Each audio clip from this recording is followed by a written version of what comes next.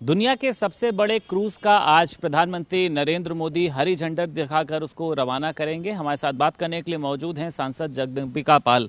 कैसे देखते हैं आज के इस पल को आप? देखिए, वो 3200 किलोमीटर का सफ़र 51 दिन में करेगा और 62 मीटर लंबा है, 12 मीटर चौड़ा है।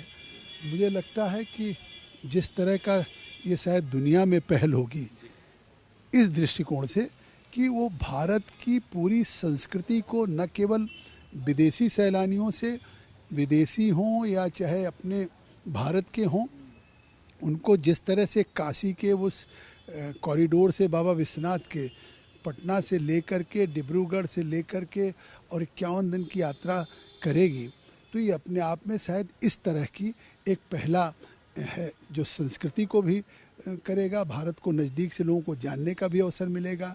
मतलब जहाँ मुर्शिदाबाद की पुरानी परंपराओं की मतलब कलाकारियाँ थी या वहाँ की तो ये मुझे लगता है कि आज आप देखिए कि जब से प्रधानमंत्री मोदी जी उस काशी बाबा विश्वनाथ के प्रति आस्था अगाध सबको है, लेकिन जिस तरह से आज 2 लाख से ज़्यादा रोज़ वहाँ लोग आ रहे हैं। वाराणसी में आज होटल में लोगों को जगह नहीं मिल रही, तो इससे क्या मतलब है? आप यकीन करेंगे कि होटल के वहाँ किराए कितने गुना बढ़ गए। तो इससे साफ है कि वहाँ रेवेन्यू आ रहा है, वहाँ रोजगार बढ़ रहा है और दूसरी तरफ उस बाबा विश्वनाथ की, उस भारत की जो प्राचीन परंपरा और संस्कृति थी, उसके प्रति पूरी दुनिया का लोगों का आकर्षण बढ़ा है और लोग आ रहे हैं। सर, देश के लिए एक ऐतिहासिक पल है जिस तरीके से सबसे बड़ा जो क्रूज है वो मिलने जा रहा है। आपने बताया कि काशी में विकास हो रहा है, लोग आ रहे हैं। अखिलेश यादव लेकिन ये कह रहे हैं कि धार्मिक स्थलों को पर्यटन स्थली बनाने का काम जो है भारतीय जनता पार्टी कर रही है और इस क्रूज के चलने से तमाम नाविकों की जो है वो जीविका, परिवार चलाने में खतरा आ जाएगा। मतलब राजनीति हो रही है क्रूज पर। वो क्या बात करेंगे? सूप बोले चलनी बोले जिसके 72 छेद। मैं समझता हूँ कि सफाई छोड़ के कभी अयोध्या वो गए मुख्यमंत्री के रूप में, कभी वो काशी गए।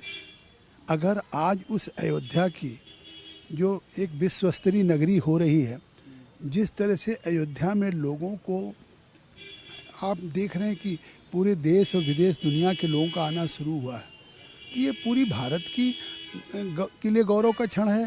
आज भारत की परंपरा बढ़ रही। जब से योगी आदित्यनाथ जी मुख्यमंत्री बने और प्रधानमंत्री मोदी जी बने, तो चाहे वो काशी हो, चाहे प्रयाग हो, चाहे गोरखपुर हो, चाहे अयोध्या हो, पूरे उत्तर प्रदेश में सम्यक रूप से जिसकी पहचान थी बाबा गोरखनाथ से, बाबा विश्वनाथ से, भगवान राम से मर्यादा से, या गंगा जमुना की सरस्वती जहाँ रही हों, तो उस संगम से तो उनको तो केवल सफाई, इटावा, कन्नौज, मैनपुरी, पूरे प्रदेश का विकास दिखता था।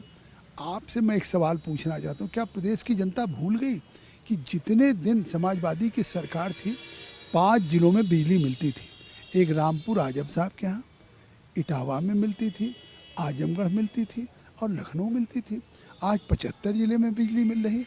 अब वो भी सवाल उठाएंगे, गोरखपुर के महोत्सव पे वो सवाल उठाएंगे। सफाई महोत्सव में चार्टेड लगे रहते थे, केवल मुंबई के फिल्म स्टार्स आते थे। किस तरह से बलगर मतलब वहाँ पे प्रस्तुतिकरण होता था। आज गोरखपुर का महोत्सव हो, कपिल वस्तु का सिद्धार्थनगर का महोत्सव हो, बौद्ध की परंपरा, संस्कृति, गोरक्षनाथ की पीठ की परंपरा और संस्कृति है। सुबह का पंडाल की फ़ोटो लगा देंगे, शाम को जब समय कार्यक्रम होगा उस समय नहीं लगाएंगे। तो ट्वीट से तो लगातार वो राजनीति ही करते हैं। जब कोविड में लोग योगी आदित्यनाथ जिन अस्पतालों में घूम रहे थे, उस समय वो घर में बैठ के केवल ट्वीट कर रहे थे, जिसका परिणाम हुआ कि उत्तर प्रदेश में 37 वर्षों के बाद 2/3 बहुमत से सरकार बनी। बहुत शुक्रिया सर बात करने के लिए। हमारे साथ सांसद जगदंबिका पाल मौजूद थे और उन्होंने साफ तौर पर समाजवादी पार्टी पर पलटवार कहा है और उन्होंने कहा है कि समाजवादी पार्टी को खुद के अंदर झांकने की ज़रूरत है। लखनऊ से वीडियो जर्नलिस्ट दुर्गेश के साथ संदीप खेर, भारत समाचार।